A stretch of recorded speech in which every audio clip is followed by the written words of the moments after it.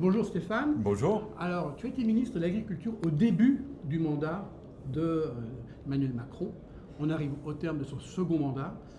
Le Sénat vient de publier un rapport sur le déclin agricole.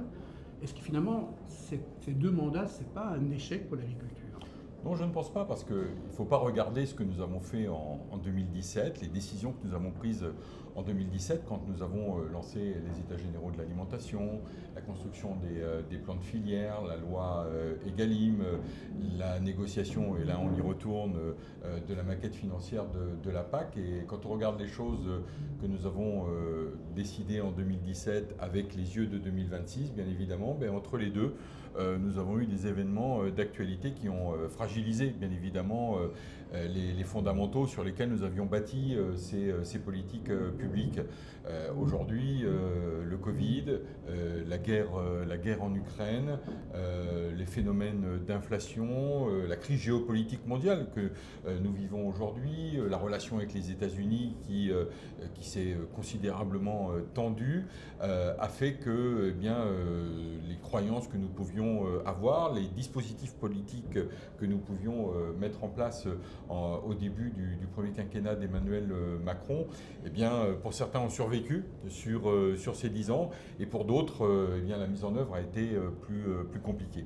Ce que l'on a besoin de faire, et je crois que la ligne et le fil rouge qui a été celui d'Emmanuel Macron, c'est de porter une ambition agricole pour la France, et la voix de la France reste une voix attendue et entendue au niveau européen, et nous avons besoin de continuer à construire une politique cohérente européenne, et on le voit bien à travers un certain nombre de surtranspositions, on a eu de nombreux débats là-dessus, et puis considérer qu'après ce que nous avons vécu, Covid, reprise de la consommation, inflation, puis une concurrence mondiale sur les marchés, nous avons besoin de remettre l'acte de production au cœur des priorités de l'action publique.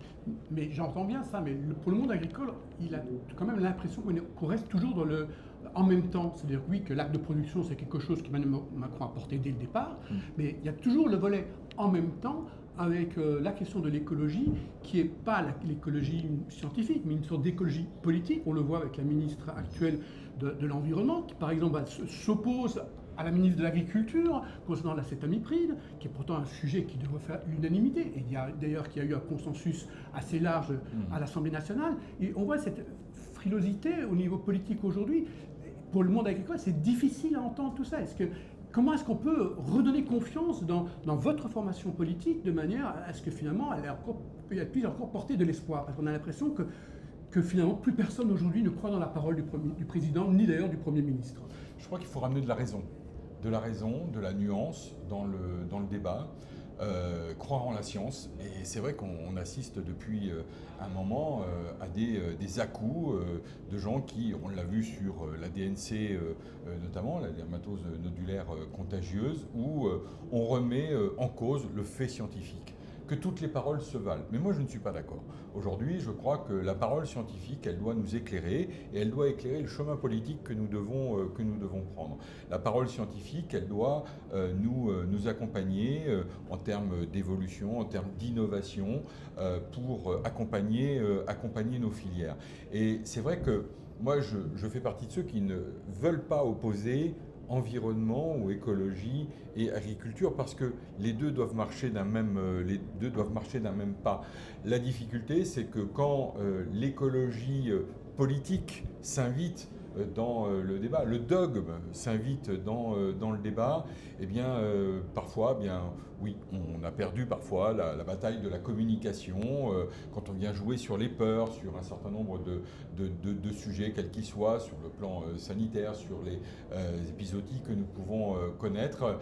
Je crois que le politique, il est là pour remettre de la raison, et c'est notre responsabilité avec les professionnels, parce que je pense que de temps en temps, on a besoin qu'il y ait plus de gens courageux pour venir aussi dire les choses sur la réalité de ce qu'est notre agriculture, la vision que peuvent avoir les pays étrangers de la qualité agricole que nous avons en France. Et l'objectif, c'est quoi? C'est de faire en sorte qu'on n'oppose pas les modèles agricoles les uns aux autres. Ce qui importe, c'est que le modèle économique que l'on choisit quand on s'installe, quand un jeune s'installe, c'est que ce modèle économique, il puisse être compétitif, qu'il soit bon, et que derrière, il y a des marchés aujourd'hui agricoles pour des marchés locaux, pour la transformation locale, pour nourrir nos restaurants scolaires, la restauration collective. Et puis, il y a ces marchés à l'export qui sont absolument essentiels parce que c'est l'image de l'agriculture et donc de la France dans le monde. Donc je crois que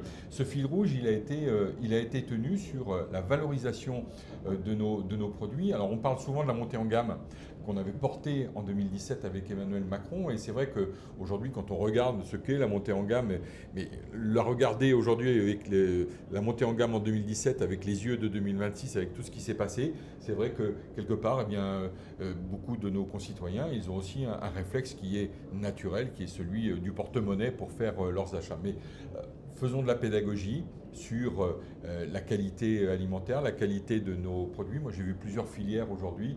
La filière tomate, par exemple, qui est très concurrencée par la tomate marocaine aujourd'hui.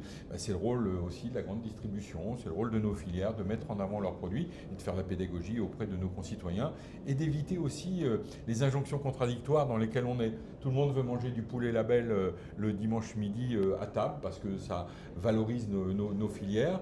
Mais d'un autre côté, on a toutes les peines à construire des poulaillers, des ateliers de transformation dans certaines communes. Et j'ai le cas dans mon département. Et c'est vrai que ces injonctions contradictoires, elles pénalisent aujourd'hui l'agriculture. Une dernière question. Il y a urgence, tout le monde en est d'accord. Il y a d'ailleurs une loi d'urgence qui devrait être discutée. Et là, on apprend avec le calendrier que cette loi d'urgence, ça va commencer au Sénat peut-être au mois de juin, et ensuite à l'Assemblée nationale dans le courant de l'automne, avec des discussions sur le budget. Ça va encore traîner. Ensuite, il y a les décrets d'application. Bref, finalement, est-ce qu'on n'a pas vraiment l'impression que la question d'urgence soit vraiment comprise dans la classe politique, en tout cas chez ceux qui nous gouvernent aujourd'hui? Moi, je pense que dans la loi d'urgence, c'est d'abord une méthode.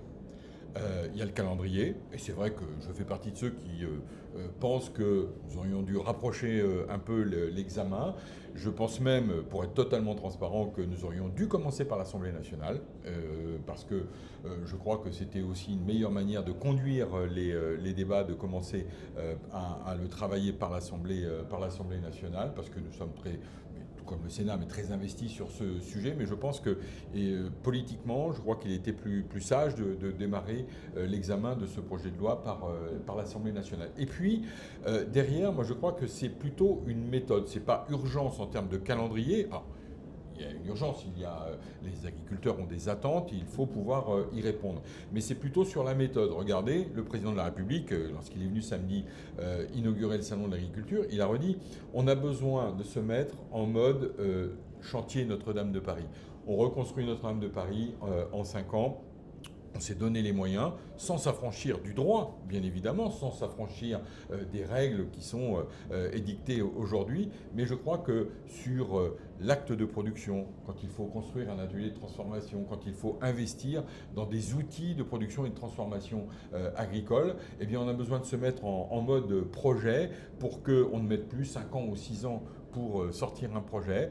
Il en va de même sur tout ce qui va concerner les retenues d'eau dont on a besoin. On voit bien aujourd'hui, on a un sujet, on a des territoires entiers qui sont inondés. Toute cette eau est perdue et on ne peut pas l'injecter dans des bassins qui pourraient permettre d'utiliser cette eau après, lorsque dans 3 mois, sur ces mêmes territoires qui sont inondés aujourd'hui, nous aurons des phénomènes de stress hydrique qui seront très importants. Donc se mettre en mode projet, c'est cela l'urgence, c'est-à-dire de raccourcir à la fois les délais sans casser les éléments du droit et de la réglementation, en respectant bien tout cela, mais de manière à ce que ces projets se mènent de manière cohérente et linéaire pour accélérer la mise en œuvre de ces projets et répondre aux objectifs et aux défis qui font face à l'agriculture française, c'est-à-dire la compétitivité, la production et donc la souveraineté alimentaire. Très bien, merci beaucoup. Merci à vous. Merci Gilles.